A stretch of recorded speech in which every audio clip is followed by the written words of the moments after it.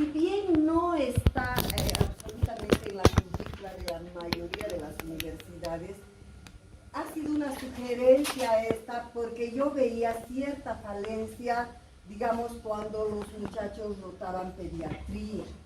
Y entonces cuando hacemos pediatría no es lo mismo que el recetar como se hace en un adulto.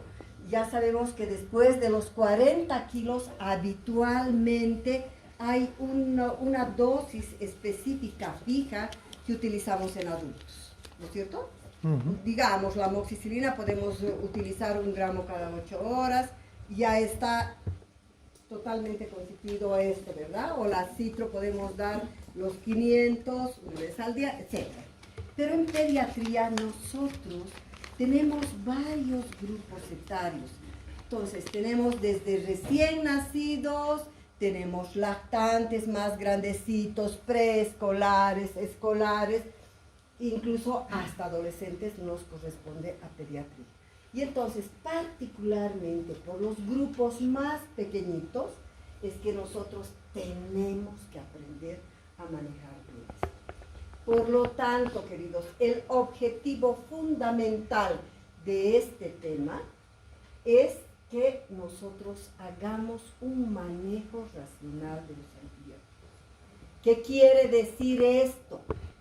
Que nosotros manejemos a conciencia un determinado antibiótico para la patología que realmente merece. Y no porque el visitador médico viene y me dice, cefixima esto agarra todas las bacterias, sean gastrointestinales o respiratorias, que es la cefixima, es una cefalosporina tercera generación. Yo no puedo entrar así. Entonces, si yo tengo una faringitis, una amigdalitis, empezaré por las drogas de primera línea, por lo más básico, que la mayoría va a responder bien, porque los niños en general son casi vírgenes de antibióticos. Pero si yo me salto, ¿verdad? Cuando realmente necesite, ya no me servirá esa droga que me he ido a agarrar una cefalosporina, por ejemplo. Entonces, es hacer este uso racional del antibiótico, ¿ya? Ese es el objetivo fundamental y que nosotros, además, tengamos plena conciencia, queridos, de que el problema en la actualidad es la resistencia bacteriana. Es una plaga, se dice que va a ser tan terrible este problema como las mismas enfermedades. Porque antes, unas 2 décadas antes, las transnacionales invertían grandes cantidades de dinero en la investigación de nuevos antibióticos. Ahora ya no ocurre eso. Ahora las transnacionales, ¿qué les interesa? Les interesa la plata. Y entonces, ¿en qué están metiendo? ¿Qué se vende? Productos de belleza, colágeno, todo lo que sale en el Face, ¿no es cierto? Colágeno, astorvastatina. Han modificado incluso, fíjense, el poder del dinero, han modificado incluso los valores. Ahora, con valores casi próximos a la normalidad, ya están utilizando astorvastatina y tiene un sinfín de efectos secundarios. Entonces, ya por eso mismo tenemos que tener mucho cuidado en evitar los problemas de resistencia, ¿ya? Entonces, empezaremos con nuestro tema. Chicos, me olvidé, este es el programa del semestre. Les voy a dejar. Entonces, saliendo ustedes se fotocopian esto, porque aquí está de cada docente y cada día qué tema les van a dar. Esto es para ustedes, ¿ya? Y luego después me podrán devolver. ¿Puedes sacar una foto y enviar en mi grupo de WhatsApp? Sí, mamita, pero después, ¿no? Sí, después. Ya, listo, querida. La historia de los antibióticos, fíjense, la vida fue muy diferente. Y cuando hablamos de medicina, siempre han debido escuchar ustedes antes de la era de los antibióticos y después de la era de los antibióticos, ¿verdad? Entonces, ¿ustedes saben cuándo empieza la era de los antibióticos? Con la invención de la penicilina. Muy bien, más o menos el 40, ¿verdad? Entonces, antes del 40, de 1940, así de cerquita, chicos, el anterior siglo, así hace poco. Entonces, se dan cuenta toda esa generación de gente que ha vivido antes de esa época, así si vamos ya, incluso es después de Cristo, antes de Cristo en la antigüedad, todo, las enfermedades se las consideraban en general de tipo mágico, muchas veces demoníacos, que eran maldiciones, un sinfín de posibilidades que les daban, pero nadie sospechaba que podía ser por gérmenes bacterianos, ¿verdad? Y entonces se trataban con lo que podían, con sangrías, les hacían preparados, les hacían exorcismos, de todo, de todo. Entonces, fíjense, este Alexander Fleming, lo conocen ustedes, ¿verdad? Lo que inventó la penicilina. Exactamente, ha sido un científico que era un bioquímico, pero también era médico. En esa época, acuérdense, antes que Miguel Ángel, todos esos tenían muchas profesiones, ¿verdad? Y era así, tenía un laboratorio en Inglaterra muy montado en este hospital, en el St. Mary Hospital de Londres. Hizo un hallazgo casual. Un día llegó a su laboratorio y vio que por casualidad, fíjense que en esa época, antes fue Koch, toda esta cosa que ya saben ustedes, ¿verdad? Vio que una caja de cultivos de Petri, que tenía el hongo Penicillium, se cayó sobre una Petri que tenía un cultivo de estafilococos. ¿Ya? Se cayó y vio que el lugar donde cayó, toda una mancha, hizo un halo de muerte. Los estafilococos murieron donde cayó este cultivo.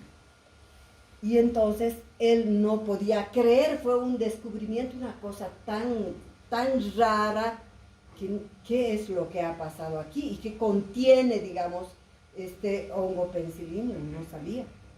Y entonces se pone a pensar, fue un descubrimiento el primero que hace, y repite al día siguiente y los otros días, ya no en forma casual, sino intencionada. Él agarraba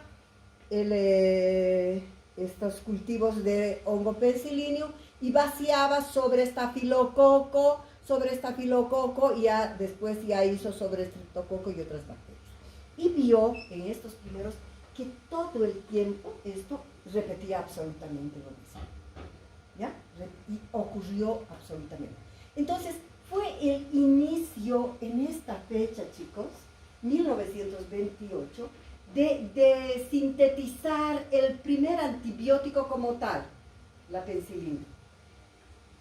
Después de esto, fíjense, después de esto, más o menos alrededor del 34, también se sintetiza un quimioterápico que han sido las sulfas, ¿verdad? Y estas sulfas, fíjense, cambió la historia. Durante la Segunda Guerra Mundial, los que conocen la historia de la Segunda Guerra Mundial, Churchill, que era un ministro británico, la gente lo presionaba para que trance con los alemanes por la paz. Y en eso, y Churchill no quería, porque fue un hombre sumamente inteligente, no quería él, y en eso se agarró una neumonía. Y en esa época, el 34, gracias a estos quimioterápicos, él se salvó, porque los gérmenes en esa época eran tan sensibles. Imagínense el estafilococo, que es un germen tan agresivo, se hacía bolsas simplemente con este cultivo. Entonces, fíjense cómo cambió la historia, porque si Churchill transaba, los alemanes iban a ser los dueños del mundo y era el imperio alemán. A partir de ahí hubiese sido. Entonces, se salvó Churchill con esto de su neumonía y entonces aparecieron nomás todos los aliados, todo lo que saben de la historia, ¿no es cierto? Entonces cambió la historia.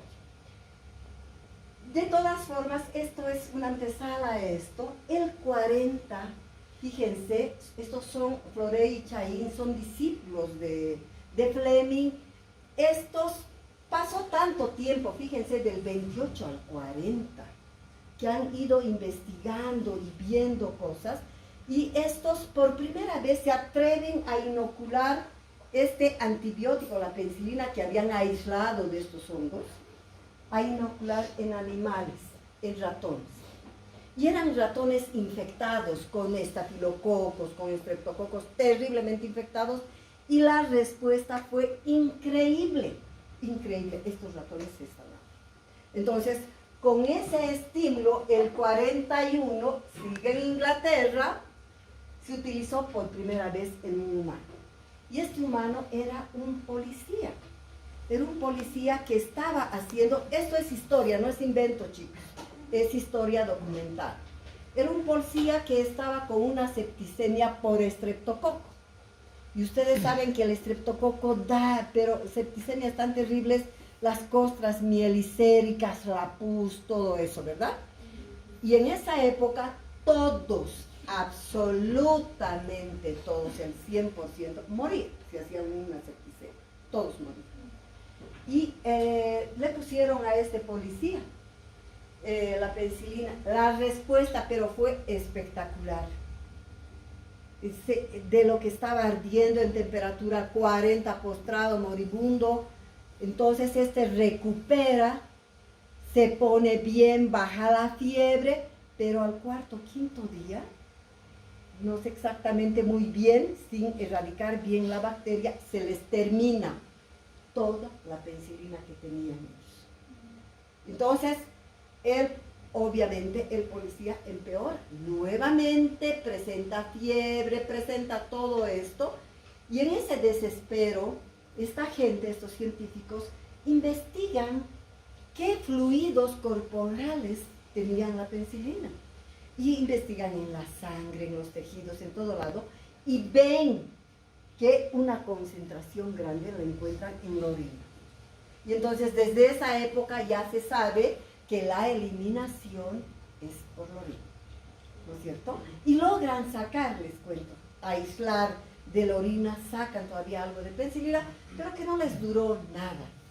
Y entonces al final este primer paciente humano fallece, muere nomás, porque no tenían suficiente cantidad. Pero cuando se utiliza a gran escala, casi de forma experimental de todo, fue durante la Segunda Guerra Mundial. ¿Y qué época es esa, chicos? 39 a 45. Muy bien. Ay, me da placer que sepan. Entonces, es en esta época, acuérdense los documentales que han visto de esto, la medicina de la guerra, que eran en galpones, en el suelo, les amputaban haciéndoles beber al rojo vivo, todo, ¿verdad? Era impresionante, pero acá empiezan a utilizar la penicilina. Y fue una cosa tan maravillosa en esa época que salvó, y entonces empiezan a fabricar y entramos, queridos, a la era de los antibióticos. ¿Ya? Esa es la historia, más o menos. Entonces, realmente la vida fue muy difícil antes de este tiempo. Aquí vamos a hacer así un poco rápido generalidades que ustedes ya han visto, chicos, en el fármaco, ¿verdad? Por ejemplo, ¿qué es un antibiótico? Es una sustancia química que puede ser de origen natural, como ha sido de un hongo, o puede ser sintética, o puede ser semisintética, porque primero ha sido natural, luego semisintética y luego sintética, más o menos, ¿no? Que en escasa cantidad es capaz de producir la muerte de las bacterias, ¿ya? Y además hay una serie de parámetros que deben acordarse ustedes, que debe ser seguro, que debe ser económico, que no sea tóxico, etcétera, etcétera, ¿no es cierto? Ese es un antibiótico. ¿Cuáles son los mecanismos de acción de los antibióticos? Los más conocidos son 4, los más estudiados. Uno de ellos, el primero, probablemente el más estudiado, chicos, es la inhibición de la síntesis de la pared celular de la bacteria. Acuérdense que la bacteria es una célula, como una célula que conocemos de nuestro cuerpo, que tiene una membrana citoplasmática, que tiene el citoplasma, todos los organelos, todo, tiene un núcleo, ¿verdad? Cromosomas, etc. Igualito es en la bacteria.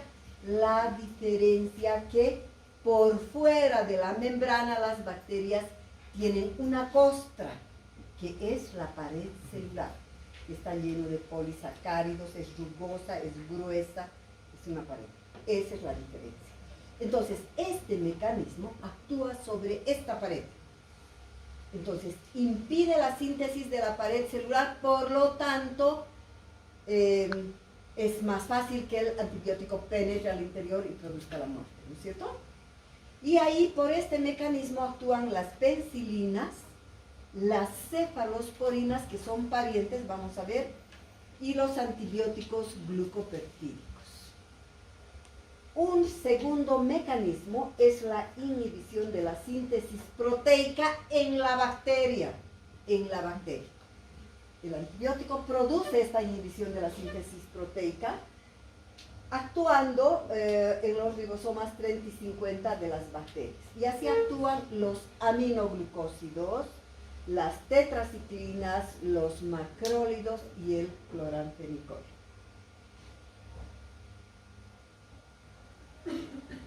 Un tercer mecanismo, tenemos la inhibición de los ácidos nucleicos, de la bacteria, ¿ya? Entonces, acuérdense que los ácidos nucleicos son el ácido desoxirribonucleico y el ribonucleico, el DNA y el ARN, ¿no? Y así, por este mecanismo, inhibiendo esto, actúan quinolonas, rifampicinas, antifolatos y otros.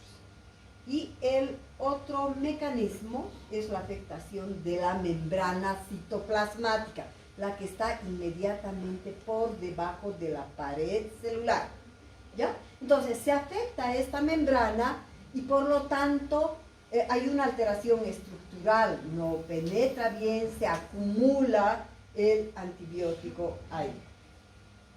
Esos son los mecanismos de acción más conocidos de los antibióticos.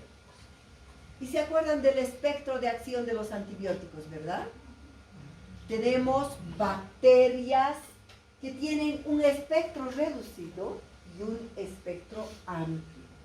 Cuando hablo de espectro reducido, quiere decir que esos antibióticos son activos, o sea, pueden matar una o muy pocas bacterias, grupos de bacterias, ¿ya?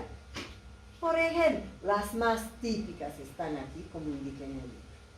Las penicilinas casi son exclusivamente dirigidos a gram positivos, ¿no? La eritromicina lo mismo. Si bien la eritromicina está para gram positivos, pero también tiene alguna acción sobre el pertussis, por ejemplo, ¿ves? E está mais indicado para os que são alérgicos à penicilina. Exactamente, exactamente. Es la primera indicación en esto, ¿no? En los niños particularmente. La gentamicina, que también tiene un espectro así reducido, para eso actúa sobre gram negativos. Para gram negativos, la canamicina también es de espectro reducido. Y los de amplio espectro es que son, son capaces de matar a bacterias gram positivas, gram negativas y algunas otras más, a más grupos, ¿ya? Por ejemplo, las tetraciclinas, es un ejemplo típico, actúa sobre gram negativos, gram positivos, sobre la borrelia, sobre el Colibrium cólera, etc., sobre clamidias, sobre todo esto.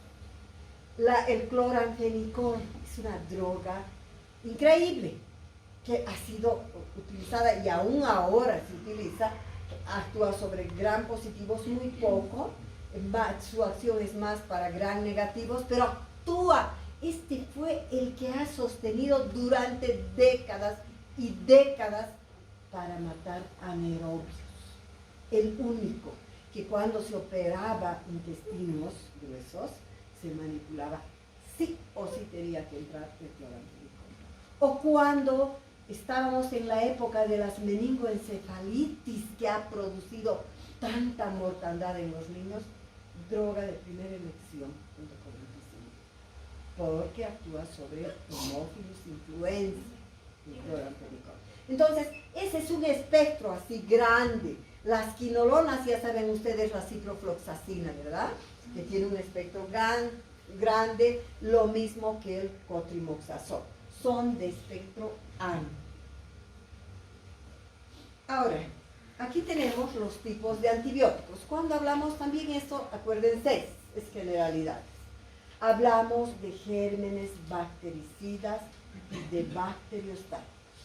¿Quiénes son bactericidas? Aquellos que fulminan a las bacterias, las matan, las asesinan, ¿no es cierto? Producen muerte bacteriana masiva. Las penicilinas actúan así, la gentamicina, las cefalosporinas son bactericidas. Y los bacteriostáticos, estos reducen el tamaño del inóculo de la bacteria patógena, inhiben su crecimiento y lo dejan en una población tan pequeña que es incapaz de producir la enfermedad, pero no producen como esta la fulminación total de las bacterias, ¿ya? Entonces, ¿pero para qué me sirve esto, chicos? ¿Para qué me sirve conocer este antibiótico es bactericida y este es bacteriostático? ¿Se acuerdan? La potencia. ¿Perdón? Potencia. La combinación. Bien, sirve para cuando el paciente está internado grave y cuando necesita la utilización de 2 o más antibióticos. Estos a veces son los pacientes que están en terapia, ¿no es cierto? O en medicina crítica, digamos, sin llegar, o antes de la terapia intermedia, digamos. Entonces, si recuerdan ustedes, cuando asocio 2 bactericidas, ¿qué pasa, queridos? ¿Qué se llama eso? Ação sinérgica. Eso se llama sinergismo, porque si la penicilina tiene un valor de 2, por poner cualquier número, y la gentamicina 2, 2 más 2 es 4, pero cuando junto los 2 antibióticos bactericidas, su potencia se vuelve 6. Entonces aumenta más de la suma. Eso se llama sinergismo. Pero si combino un bactericida con un bacteriostático, no pasa eso, en absoluto. Por eso que las combinaciones ideales es utilizar 2 bactericidas juntos, ¿ya? Para eso sirve, para que yo sepa, este es bactericida, este es bacteriostático, y yo no puedo, no es la combinación ideal.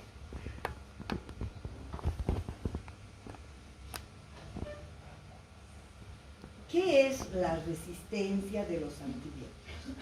Se dice, aquí está bien clarito, si un antibiótico no es efectivo frente a una bacteria, cuando al inicio lo fue, se dice que esa bacteria es resistente. ¿Ya? El ejemplo así tan clásico, chicos, cuando cayó este hongo Penicillium sobre este cultivo de estafilococos, ¿qué pasó? Se murieron. Entonces, los estafilococos, ustedes saben que están entre los gérmenes más agresivos y terribles, ¿verdad? Pero, sin embargo, la penicilina cayó y al principio la mató. Y la primera temporadita sirvió, era sensible a la penicilina. Pero muy rápidamente hizo resistencia. Y cuando hablo de resistencia, para que me entiendan, queridos, resistencia es una estrategia de sobrevivencia de la bacteria, ¿verdad? Es lo que la bacteria hace para no morir frente a los antibióticos. Entonces se da modos y hace una serie de situaciones, y en este caso, por ejemplo, ¿qué hace el estafilococo produce unas enzimas, las beta-lactamasas. Y las beta-lactamasas destruyen a la penicilina. Entonces fue una de las primeras situaciones de resistencia. Y cuando hablo de resistencia, está claro lo que es resistencia, ¿no es cierto? Es esa estrategia de sobrevivencia de la bacteria. ¿Ya? Hay una resistencia intrínseca y una resistencia adquirida. La resistencia intrínseca es una característica propia, per se, que de por sí tiene esa bacteria para poder defenderse. Por ejemplo, ahí es el ejemplo clásico que pone. La pseudomonas es resistente naturalmente por siempre desde que nació, es resistente a la penicilina. Puedo ponerle turriles de penicilina y no la mato a la pseudomonas. Necesito otra. Es naturalmente resistente. ¿Ya? Y puedo poner así en ejemplos, ¿no es cierto? Y la resistencia adquirida, cuando las bacterias previamente sensibles se vuelven resistentes a este antibiótico casi siempre después de la utilización del antibiótico. Casi siempre. Pero no siempre, porque hay situaciones donde no tomó, pero sin embargo tiene bacterias resistentes. Ya vamos a ver por qué. ¿Cuáles son los mecanismos químicos de la resistencia adquirida? Entonces, uno de ellos, este que les he dicho, que ha sido probablemente lo primero que ha aparecido, ¿ya? Es la producción de enzimas por las bacterias. Las bacterias producen enzimas que inactivan al fármaco, las beta-lactamasas, ¿ya? Entonces, esto ocurrió con el estafilococo. Ya no permitió que la penicilina lo mate y empezó a producir sus enzimas, sus beta-lactamasas y ya está. La penicilina nunca más le hizo nada al estafilococo. Otro mecanismo de resistencia es la alteración del lugar de fijación del fármaco. Acuérdense que hemos dicho que se fijan en los ribosomas 30 y 50S. Aquí le cambian la cerradura y se van a otro y le ponen el 70S, por lo tanto no hay la llave. Y ahí la bacteria se queda segura, no permite que le ingrese el antibiótico. Es otro mecanismo, la alteración de fijación del fármaco en los ribosomas. La reducción en la captación y acumulación del fármaco a través de producir alteraciones en la permeabilidad del antibiótico, ¿ya? Y ahí tenemos a las tetraciclinas. Cambios en las vías metabólicas bacterianas, por ejemplo, el cotrimoxazol, cambia su vía totalmente y ya no es lo mismo, ya no puede actuar. Esos son los mecanismos químicos de la resistencia. Seguimos con los mecanismos de la resistencia adquirida, ¿ya? Fíjense lo que dice acá. Todo lo que está escrito es literal del libro, chicos. Y para sacar esto, yo he leído muchos libros de farmacología, he leído 2 o 3 de pediatría, he leído de farmacología de adultos también. El principal estímulo para el desarrollo de la resistencia adquirida es la utilización del propio antibiótico. Entonces, aquí hablamos de la mala utilización del antibiótico. Fíjense, hay personas que el médico puede estar muy bien formado, le da su antibiótico que corresponde para la enfermedad que corresponde y el paciente se siente bien al tercer día y el tratamiento debería durar 7 días. Y suspende, ¿verdad? Ahí la culpa no es del médico, es del paciente. Otro caso puede ser que el médico le dé, generalmente contesto, amigo, tómate pues tal cosa, tómate una moxia-citro, les dicen así. Listo. El médico le da un tiempo menor, ¿no es cierto? O lo más frecuente, queridos, lo más frecuente aquí, y es una vergüenza, es que la gente, por no ir a la consulta médica, también es justificable, digamos, en los pobres, aunque ya no, porque hay SUS para los pobres también. Se van a la farmacia y las farmacias son inescrupulosas, particularmente las que están en la periferia. Todavía las farmacias más serias, si no tienes receta, no te venden. Pero un gran porcentaje sí. Y a veces ni siquiera está el bioquímico, que no es médico, chicos, que cometen errores graves, pero tienen idea por lo menos, ¿no? A veces están vendedores que no son ni bachilleres, que no tienen ni la más pálida idea de la medicina, pero que les enseñan, si tiene diarrea, dale gentamicina o dale tal cosa, si tiene amigdalitis, dale una citro o dale cefalosporina, así, ese tipo de cosas. Y les dan 2, 3 y se compran, y a veces cosas llenas de antitusivos, antigripales, todo lo que nos sirve, ¿no? Entonces, esas son las fallas humanas que acontecen. Y ahí se produce una presión selectiva sobre las bacterias, ocasionando mecanismos de resistencia. Porque es como cuando han llevado genética, ¿se acuerdan? En una, digamos, moscas le ponen un insecticida. La mayoría de las moscas fallecen, pero las que sobrevivieron a una buena dosis, su descendencia va a ser resistente. ¿Se acuerdan? Va a ser. Entonces, ocurren más o menos situaciones de ese tipo también. Esta resistencia también adquirida implica genes que codifican la resistencia, los cuales se encuentran localizados en su lugar, en los cromosomas, ¿no es cierto? Y tienen plasmidios que son los que llevan la información genética. Y digamos, esta bacteria de acá nunca estuvo en contacto con antibióticos, pero esta sí. Y entonces muchas veces se ponen en contacto e intercambian genes. Y entonces hay así como por ósmosis, hay un intercambio genético y llega a producirse esa bacteria que no estuvo en contacto con el antibiótico, se vuelve resistente. ¿Ya? Entonces puede ocurrir esto por este intercambio genético a través de los plasmidios. Chicos, me he olvidado decirles que así sin distraerse, por favor, hagan circular, anoten su nombre, pero no quiero que me anoten en letra clara. Me ponen un nombre, el apellido más corto y su matrícula, no así, porque a veces tienen 5 nombres. Entonces, bien cortito, ya hacen circular calladitos sin distraerse. Bueno, esto es generalidades, queridos, generalidades. Ahora vamos a aterrizar y vamos a ver hasta dónde nos da que avancemos, ¿ya?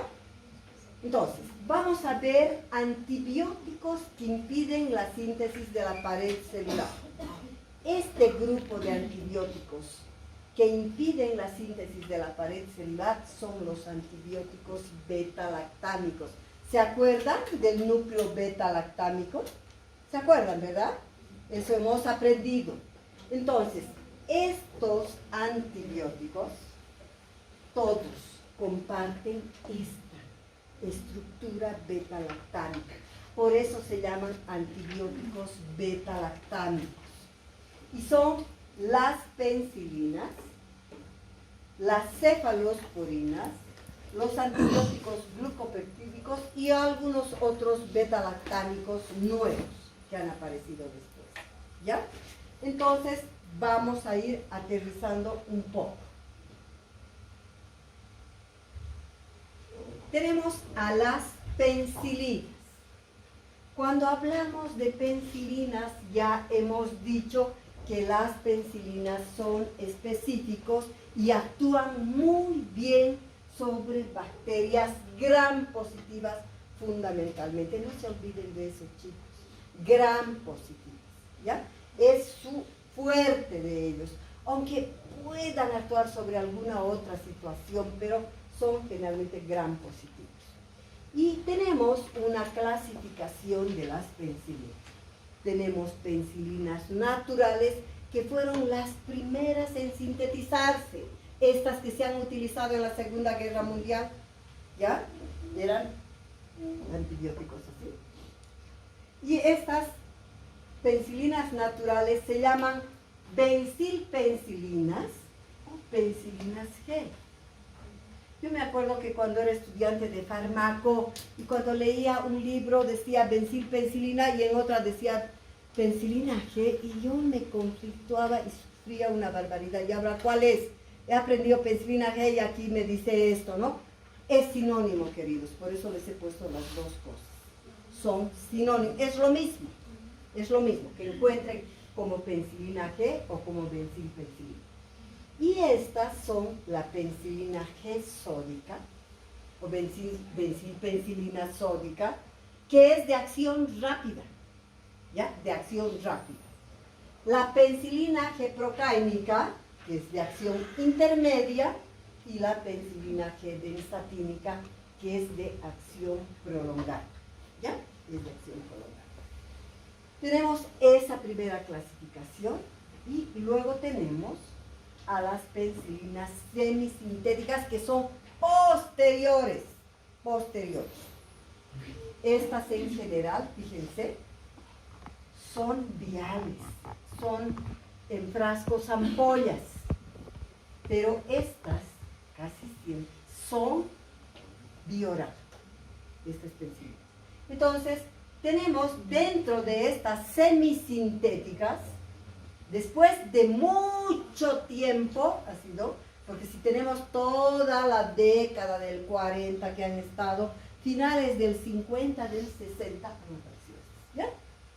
Entonces, tenemos las penicilinas de amplio espectro, que la primera ha sido la ampicilina, de amplio espectro.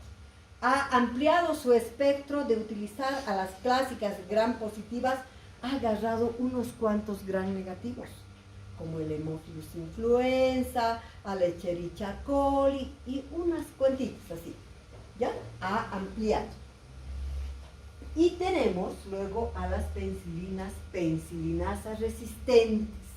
Estas penicillinasas resistentes son dedicadas exclusivamente ¿a quién? Gram positivo. Todas las de arriba también. No, pero estas están dedicadas penicillinasas resistentes. Acabamos de hablar. ¿A quién están dedicados? Al estafilococo. ¿Ya?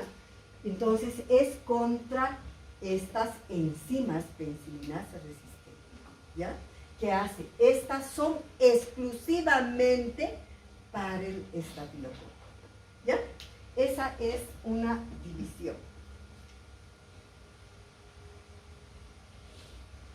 Entonces, aterrizamos un poco más y hablamos de la penicilina G sódica. ¿Ya? La penicilina G sódica,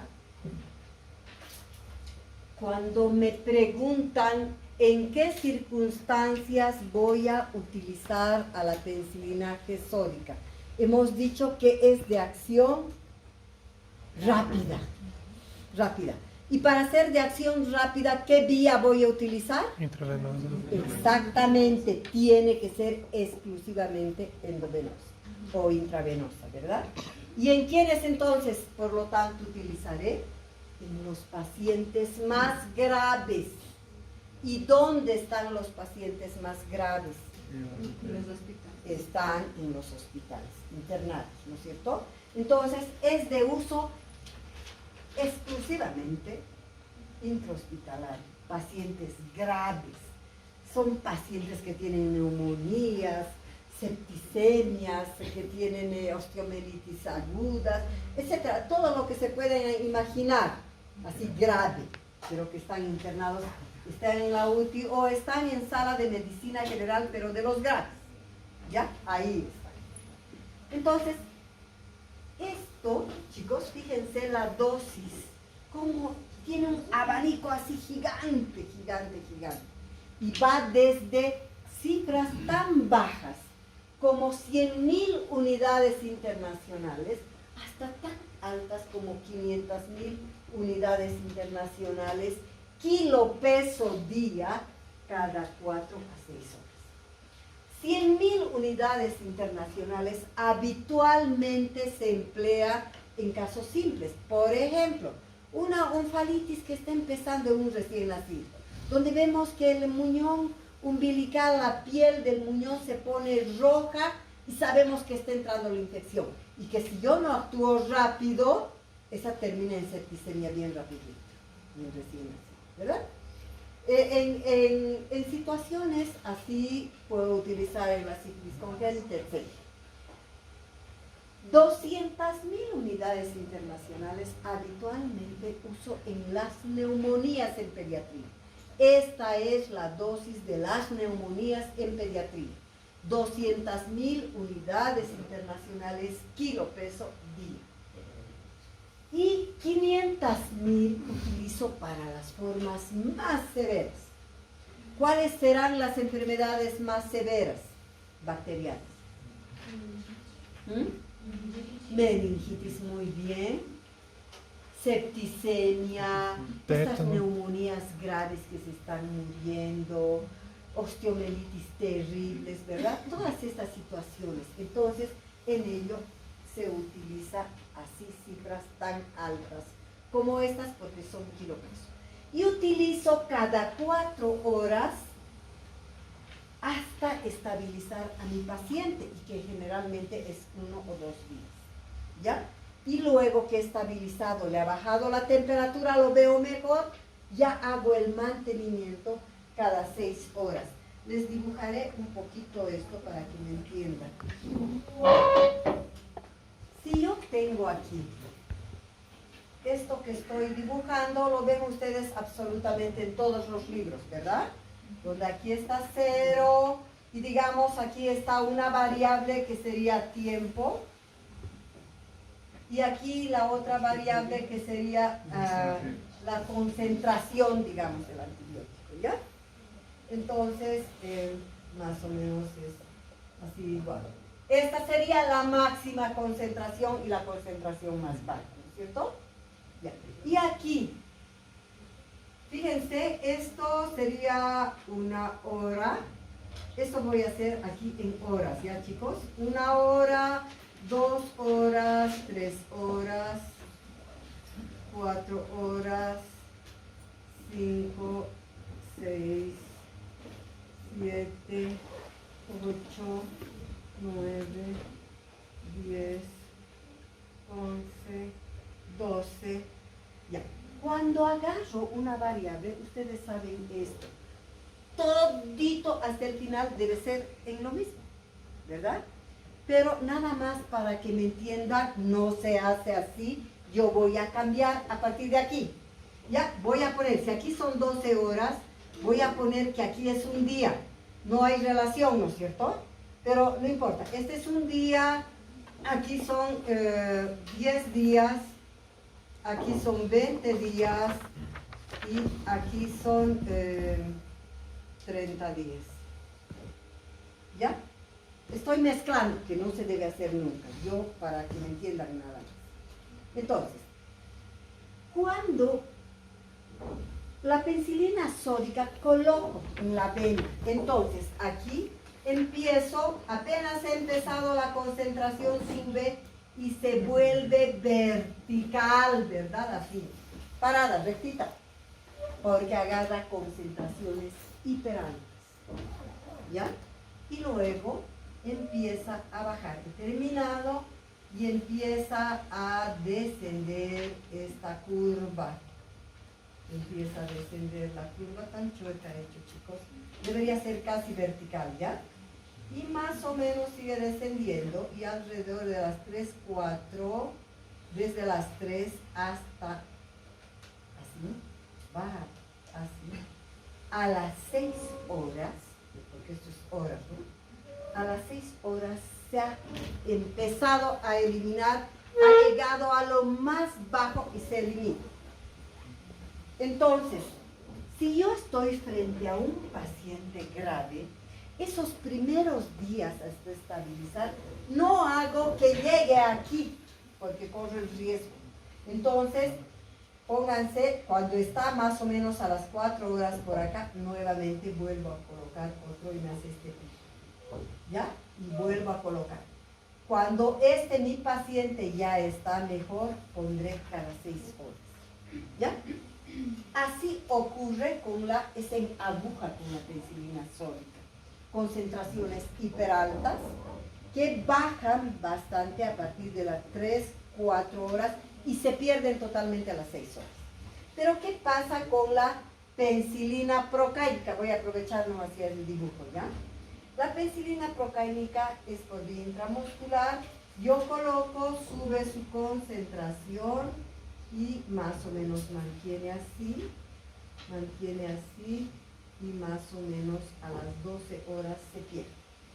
Por eso que la penicilina procáinica se coloca cada 12 horas. Y es más prolongado el efecto. Es mucho más, ¿no? Porque aquí son horas y aquí es 12 horas. 12 horas, mediodía. ¿Y qué pasa con la benzatínica? La benzatínica es de depósito, ¿verdad? Es en el músculo y del músculo se va liberando así de a poquitito, sale. Entonces, esta hace una concentración hiper baja y me hace así. Bajita, bajita, bajita hasta los 20 días y más o menos a los 28 días desaparece. ¿Ya? Por eso que cuando se utiliza en esos casos serios de prevención de la fiebre reumática se coloca cada 20 días. O cuando no es tan severa, coloca cada 28 días. ¿Ya? Entonces, esa es la diferencia. Fíjense las concentraciones de lo que resulta ser una penicilina de acción rápida, una de acción intermedia y una de acción prolongada. ¿Ya? Bueno. Entonces, está claro eso de 4 a 6 horas, ¿no? Por la vía endovenosa. Los casos en los que puedo utilizar la penicilina sódica son bacterias gram positivas. Por ejemplo, el neumococo, que me produce una neumonía, ¿no es cierto? Ahorita ustedes saben que el neumococo está campeando terriblemente. Antes el neumococo, chicos, era directamente desde edad preescolar hasta adultos, era su terreno. 3, 4, 5 años hasta adultos. Y los lactantes eran terreno absoluto del Haemophilus influenza. Pero como ya hay vacuna, ya no hay Haemophilus influenza y el estafilococo ha aparecido incluso desde poblaciones de recién nacidos. El neumococo entonces está haciendo estragos en este momento. Está cambiando algo desde que hay la vacuna contra el neumococo, porque ya está en forma masiva también. Entonces, el neumococo, la difteria, es un germen gram positivo, el Clostridium que me produce, el Clostridium tetani, que me produce el tétanos, es la penicilina, la droga de primera elección. Son enfermedades gravísimas, fíjense estas. Son tan graves que necesitan suero, es decir, no permite que el cuerpo haga defensas. Por eso hay que ponerle suero a estos. Suero no estoy hablando del suero glucosalino, nada de eso, sino del suero que lleva las inmunoglobulinas. La septicemia por estreptococo, por neumococo, la sífilis congénita se da. ¿Por qué creen que se da en la sífilis congénita? En recién nacidos se da penicilina. ¿En adultos qué utilizamos? ¿O en niños desde preescolares, escolares, qué penicilina utilizamos? Benzatínica, ¿no es cierto? ¿Y por qué creen que utilizamos en el sífilis congénita y en recién nacido la sódica? Porque es un caso aparte. Creo que es porque si fosse o efeito da outra es más nocivo. Hasta cierto punto han dicho bien, porque son formas más severas, ¿no? La sífilis congénita es gravísima, chicos. Entonces, hace un gran porcentaje de los enfermos con sífilis congénita atraviesan la barrera hematoencefálica y hacen encefalitis por el treponema pálido. El adulto no hace eso, pero el recién nacido sí hace una encefalitis. Y acuérdense ustedes que para las meningitis y encefalitis yo necesito un antibiótico que atraviese la barrera hematoencefálica. Y aquí la penicilina me atraviesa. Creo que ¿Ya? sí, en caso de riesgo-benefício. Como en caso de la sífilis, como es un caso más grave, entonces es más indicado entonces la sódica. Porque se afecta. Fundamentalmente es por esta razón, porque un porcentaje elevado hacen encefalitis por sífilis y esta atraviesa la barrera. No la puedes poner procaínica, Sí. porque no atraviesa, No atraviesa. ni menos benzatina. No se puede. ¿Ya? Listo. Meningoencefalitis por meningococo, por neumococo, por estreptococo. Y la presentación son frascos, ampollas de 500.000 unidades internacionales, que rara vez, que generalmente se utilizan recién nacidos. Es más difícil encontrar y es más cara. La más utilizada es la de 1 millón. Y hay de 1 millón, de 2 millones, de 5, de 10 y de 20 millones. Y la más utilizada en pediatría es la de 1 millón. Entonces yo tengo, chicos, que saber, si tengo un determinado niño, cuál de estas presentaciones voy a recetar. Porque si bien no están en la mayoría de los libros, hay algo que anótense y no se olviden. Una vez que he diluido, porque acuérdense, la penicilina viene en polvo. Tengo que poner agua destilada y se vuelve líquido. Y esa es la que aplico, ¿no? Entonces, una vez que yo he reconstituido la penicilina y le he vuelto líquido, conforme pasan las horas, la potencia baja así de grave. Entonces, si estoy con un paciente con riesgo de muerte grave, no puedo darme el lujo de poner a las 6 horas lo que me sobró. Probablemente está en mitad o menos. Por eso que se dice que lo ideal es para cada dosis que voy a aplicar, es que diluya uno nuevo y que le dé 100% de potencia. ¿Sí? Entonces, eso tienen que saber, porque hay gente que no sabe y dicen, guárdatelo porque sobra para la toma, para unas 2 más. Y le estás dando agua. No sirve, ¿ya? Entonces, tienen que saber eso. Entonces, para poner un ejemplo y ver esto, digamos, vamos a hacer ahorita, hagan en su cabeza, que este niño tiene neumonía, y les voy a poner el peso más sencillo, 10 kilos. ¿Cuánto necesito? ¿Cómo voy a hacer la orden? Doctor, en ese caso, ¿puede decir si es 500.000 o 1 millón? No, te he dicho que mejor no elijas 500.000, querido, Es un porque millón. es difícil de encontrar y es más caro. Pero la hora, distancia es la misma para 1 millón, 4 a 6 horas también. Pero todas todas. las presentaciones. Ah, ya. Todas. Digamos, si estás con un adulto, vas a utilizar probablemente de 5 para darle cada 4 o 6 horas. 1 milhão de unidade internacional de 4 Ya, a 6 ahora, horas. a ver, hagan funcionar su cabeza. Tenemos 15 minutos y está la lista. ¿Cuánto necesito? 10 millones. Tiene 10 kilos y la dosis es 200.000 unidades internacionales. Kilo, peso, día. Ah, ya. 10 milhões. No. Oh, não, 10 milhões não. 20 milhões. 2 millones. 2 millones. Pero no necesitan calculadora, mis queridos. Es sencillo. É ¿No só cierto? acrescentar, é só añadir um Sí, zero. por eso les he dado lo más fácil. 2 millones. Ahora, ¿cómo voy a colocar? Chicos, ¿por qué están riendo? ¿Cómo voy a colocar? ¿Cómo voy a poner orden medio?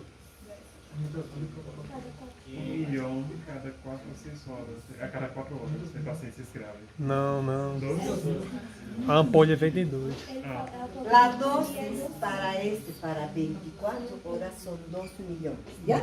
Para 24, porque hemos hecho kilo, peso, día, ¿ya? Ahora, en cuanto, digamos, si estoy en el primer día, ¿cada cuánto le voy a dar? Cada 4 horas. Entonces, ¿entre cuánto voy a dividir? Son 6 tomas. Entre 4 me va a salir cada 6 horas. Entonces, debo dividir entre 6 para que me salga cada 4 horas. ¿Y cuánto es eso? 633. ¿Cuánto? 330. ¿Así se habla? Se dice 300.000. Unidades internacionales. 333. Pero es 300.000, mi querido. ¿Ya? Y entonces yo no puedo darle 300.000, 333. ¿De cómo voy a calcular eso? Redondeo a 300.000. ¿Ya? Y hago regla de 3 simple, queridos. Eso han aprendido en cuarto de primaria, cuando estaban en el cuarto curso. Y es el ejercicio que más hacemos durante toda la vida. Doutora, solo no entendí por qué se tiene que dividir por 6. Se divide por el máximo de horas, entonces. No, porque esta es cada 4 los primeros 2 días y cada 6 los siguientes del mantenimiento. Para darle cada 4 dividido entre 6. ¿Sí? É 2 milhões. Ah, ya entendí. Ya, y para continuar voy a dividir entre 4. Ya, entonces la regla de 3 simple es así. Yo tengo la ampolla de 1.000.000, queridos. Y pongo, si quiero, pongo 5 o 10 ml. Le pondré 5. Diluyo con 5. El millón está en 5 ml. Entonces, el millón está en 5 ml. Yo tengo que decir, si 5 ml son 1.000.000 de unidades internacionales, ¿cuántos ml? Por debajo del ml, ¿no? ¿Cuántos ml serán las 300.000 unidades internacionales? Y yo multiplico esto por esto y divido así. ¿Se acuerdan de la regla de 3? Sí. Ya, y ahí me va a salir cuántos ml. ¿Cuánto me sale? ¿Quién estaba calculando? ¿Cuánto? 333 millones. Ya, pero haz regla de 3, así. Doutora, em casa passa em função. Si he hecho en 5 ml disuelto, si 5 ml son 1.000.000, 2, não, doutora, porque 10 quilos é paciente. perdón. Não, é isso mesmo. É porque 1 equivale, 5 equivale a isso. Ah, é. ¿Me están siguiendo, Sim, queridos? sim, sim. Sí. Ya. Entonces, si 5 ml son 1.000.000, así se escribe 1.000.000, ¿no? De unidades internacionales, ¿cuántos ml serán 300.000 unidades internacionales? Se multiplica esto y se divide entre esto. 300.000 por 5, ¿cuánto es? 1,5. 1,5. Entonces, el resultado es 1 ml. Es ml lo que es la X, ¿no es cierto? Un ml Entonces medio. será 1.5 ml. ¿Ya? Así se hace, queridos, las conversiones. Ya. Yo creo que ya no alcanzamos más. Vamos a quedar... algo que me he olvidado y en el otro grupo me he olvidado. Chicos, esto no pueden perder de vista. En recién nacidos se utiliza la penicilina sódica en recién nacidos cada 12 horas. ¿Por qué? Porque el riñón es inmaduro, no se deshace tan rápidamente. Un nivel adecuado de penicilina dura 12 horas. No se olviden eso. En recién nacidos es cada 12 horas por inmadurez renal. A partir del 7º, 8º, algunos ponen incluso hasta el 10º día, ya se puede dar cada 6 horas. Ya hace bien. ¿Perdón? ¿Madurez de qué? De riñón. Inmadurez renal del riñón, no está maduro. Por eso que en recién nacidos no se utiliza el primer día, el segundo, ni sodio ni potasio, porque no se libera. Hay inmadurez renal. En recién nacidos, a partir del hasta el 7º, 8º, y algunos dicen hasta el 10º día, se debe dar la penicilina sódica, que esto es lo normal, cada 12 horas. ¿Está claro? Por la inmadurez, porque como no bota tan rápidamente, no filtra la penicilina, se queda un buen nivel en sangre, 12 horas. ¿Ya? Doctor, y a partir del 10º, cada 6. Del 10º o del 8º tú das cada 6 o si es bien grave su caso podrás dar cada 4 o cada 6. Doutora, a EDC também é 200.000 quilopeso ou é menor? ¿De qué? EDC la prosódica também é 200.000 No. quilopeso? Depende do caso. En general, en recién nacido, si es una neumonía grave, podrás utilizar ese. Ya. ¿Ya? Me dan, queridos, que estamos quedando en penicilina sódica, ¿ya? Ya. Señor. Y vamos a continuar.